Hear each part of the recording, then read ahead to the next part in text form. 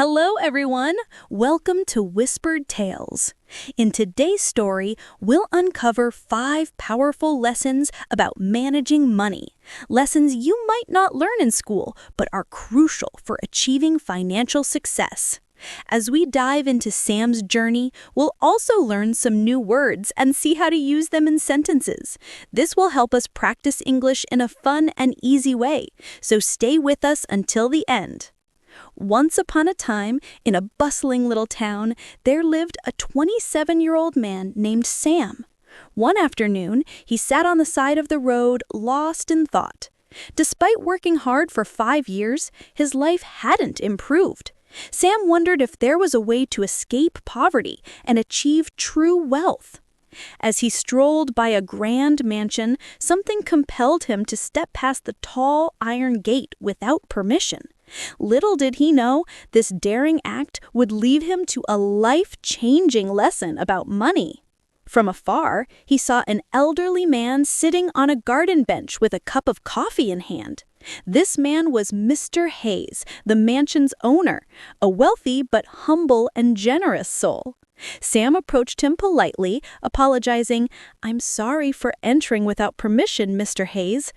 Recognizing Sam, Mr. Hayes was surprised by his sudden visit, but welcomed him kindly, curious to know why he had come.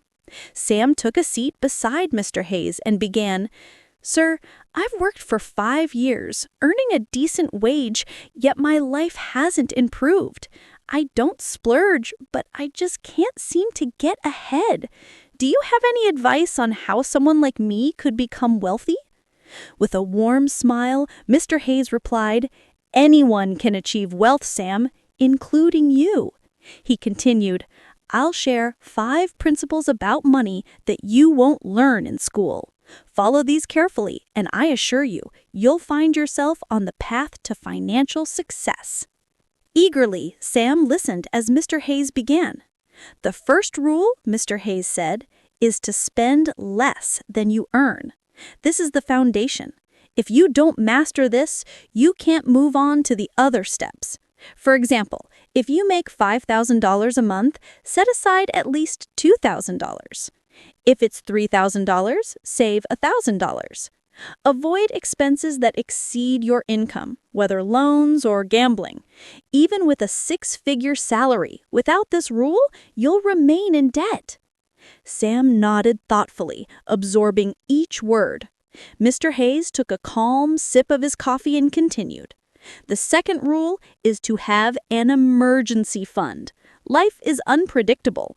Car repairs, a leaky roof, or even layoffs can happen at any time. Without an emergency fund, you're forced to borrow or sell assets at a loss, which restricts your options and adds stress. Think of it as your safety net, protecting your finances when unexpected events arise."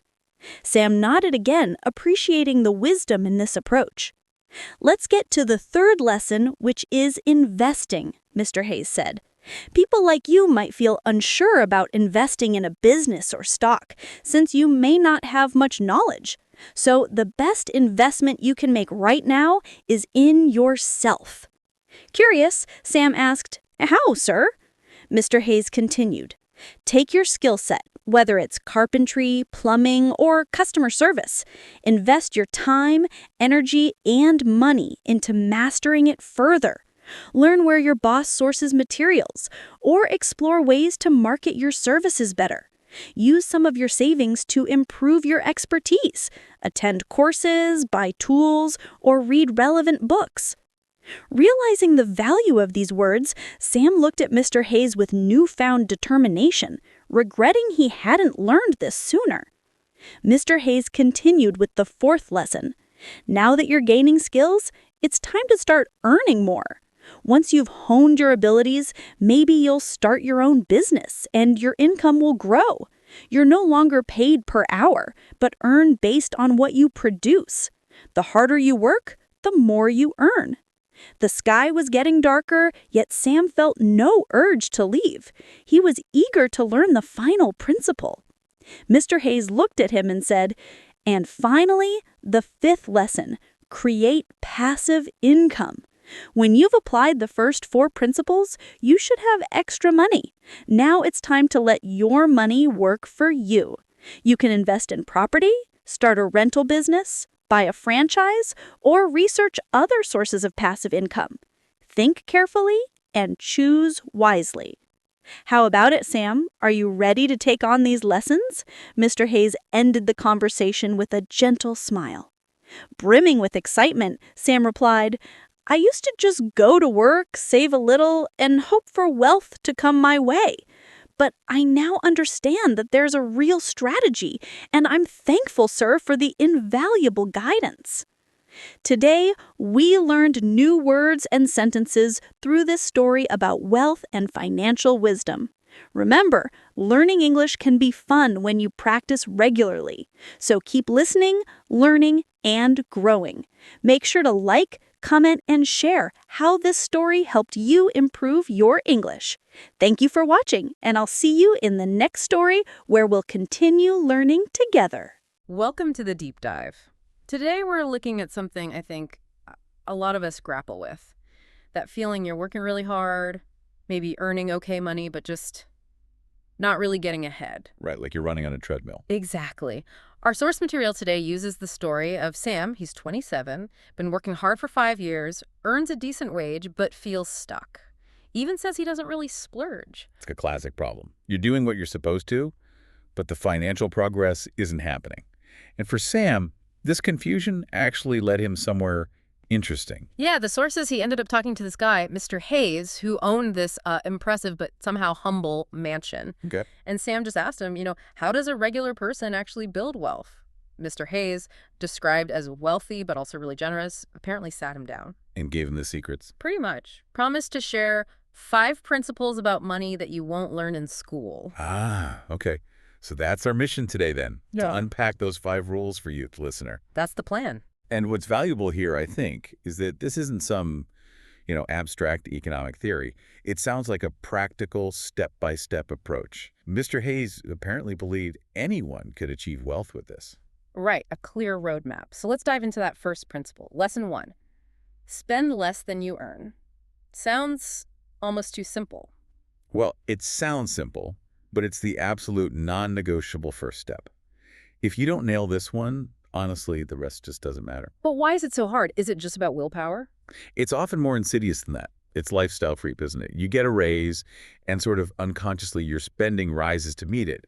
A bit more on coffee, nicer lunches, maybe a slightly better car payment. And suddenly the extra money's gone. Exactly. Yeah. You feel like you should be saving more, but you're not. Mr. Hayes apparently cuts right through that with some pretty demanding discipline. He gave specific ratios. He did. Really specific. The source says if Sam earned $5,000 a month, he told him to set aside at least $2,000. Well, that's 40%. That's impressive. Yeah. And if he earned $3,000, save $1,000. Still over 30%. He was really clear. This gap between income and spending has to be there. No wiggle room. None. And he specifically warned against using debt, loans, even gambling to try and bridge that gap or get ahead faster. Right, because that just digs a deeper hole. He made a point that even people earning 6 figures can be broke if they skip this rule, right? They live right up to their income. Precisely. They mistake the high income for actual wealth. But wealth, according to this, starts with that savings gap. Okay, so rule 1 creates the surplus. But life happens, things go wrong. That surplus is vulnerable. Which leads directly into lesson 2. Establish an emergency fund. Why a separate fund? Why not just use those savings from rule 1 if something comes up? Ah, good question. It's about protecting your future growth. Yeah. Those main savings, the ones from lesson 1, they're earmarked for building wealth, for investing down the line. Oh, yeah. The emergency fund is different. It's like insurance. It's purely defensive. For those things you know will happen eventually, car breakdowns, roof leaks. A job loss, maybe. Exactly. Unexpected, but not entirely unpredictable stuff. So the benefit isn't just having the cash. No, the real benefit is what it prevents. It stops you from having to raid your investments at the worst possible time, like during a market dip. Ah, so you avoid selling low just because you need cash now. Precisely. Or it stops you from taking out high-interest loans out of desperation. It protects your main capital and your future options. It gives you breathing room, reduces stress. Okay, that makes a lot of sense. Create the capital, then shield the capital. So rule 1, rule 2, foundation built. What's next? Rule 3 sounds intriguing. The best investment is in yourself. Yeah, this is where it gets interesting, I think. Because Sam was probably expecting, buy this stock or invest in real estate. Right. But Mr. Hayes didn't go there yet. Why focus on skills first? Well, think about it. Sam, like most people, probably felt unsure about where to invest externally. Stocks, bonds, a business. It feels risky if you don't know what you're doing. True. Lack of knowledge is a huge barrier. So Mr. Hayes redirected that investment impulse to something Sam could control. His own ability to earn. Investing in something you don't understand is basically gambling. But investing in your own skills. The return is much more predictable, right? It directly increases your earning potential. It's about taking what you already do. Maybe Sam was a plumber or in customer service, whatever, and getting really good at it. So not necessarily learning a whole new profession, but mastering the one you have. Exactly. Investing time, energy, and crucially, some of that saves money from Rule 1 into becoming exceptional at your current job. How, though? What kind of specific actions did he suggest? It wasn't just work harder. It was things like figuring out where the boss gets materials and seeing if there's a better way. Or learning how to market the services your company offers, even if you're not in sales. Understanding the bigger picture of the business. Right. Or maybe taking a course on the newest techniques in your field, buying better tools, reading industry journals, using some of those savings tactically to boost your expertise. So that $500 course isn't an expense, it's an investment in your future income. Absolutely.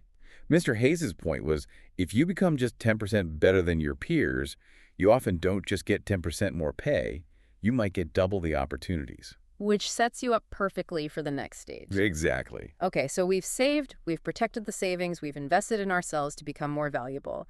Now lesson 4. Start earning more. This feels like the logical next step, but also maybe the scariest. It can be, yeah.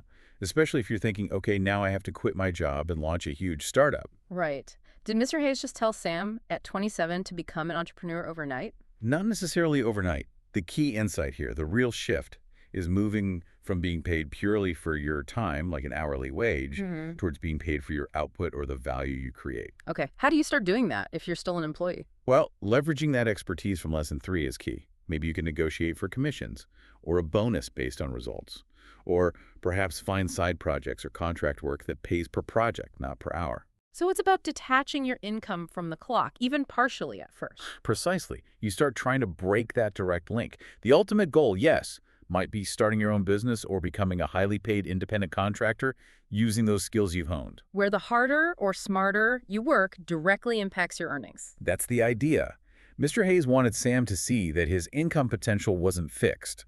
Once he had the skills, he could structure his work so that his effort directly led to higher earnings, feeding back into Rule 1, saving even more. It's a cycle. Skills lead to higher earning potential, which lets you break the time for money trap, earn more, and save more. You got it. It's a very deliberate progression. Okay, which finally brings us to the one everyone thinks about first. Lesson 5. Create passive income. Right, the dream stage. But Mr. Hayes was apparently very clear. This comes last. You only get here once the first 4 principles are solidly in place and working. You need that extra reliable capital first. Because passive income streams usually require upfront investment, don't they? Almost always. He mentioned things like investing in property, maybe starting a rental business, buying into a franchise. These things take significant capital. And probably significant effort to set up, too. Passive doesn't mean zero work, especially at the start. That's a really crucial distinction he made, according to the source. It's not about doing nothing. It's about your money starting to work for you, generating income somewhat independently of your direct, hour-by-hour effort. So you're swapping capital and initial setup work for a long-term income stream. Exactly. It's the mechanism for long-term financial independence, but it's built entirely on the foundation of the first 4 steps. The savings, the safety net, the honed skills, and the accelerated income stream needed to fund these ventures. Wow. Okay, looking back, it's such a clear sequence. Sam must have walked away feeling like he finally had a concrete plan, not just vague hope. Yeah, replacing hope with strategy. And what really stands out, thinking about this for our listeners, is how vital that sequence is. You really can't jump ahead. Like trying to buy rental properties without an emergency fund? Right. One big repair bill could force you into debt, maybe even force you to sell the property at a loss. You undermine the whole thing. Each step builds on the last, minimizing risk. It's a powerful framework. The source mentions Sam wished he'd learned it sooner. We've laid out the steps. Spend less, build the safety net, invest in you, earn more based on value, then build passive income. It all starts with building that foundation. Absolutely. So the final thought for you listening. We talked about lesson 3, investing in yourself. That's the one you have the most immediate control over. What's one skill related to what you already do that you could focus on improving, even just a little bit, starting this week? Get that piece right, and it really fuels the rest of the journey.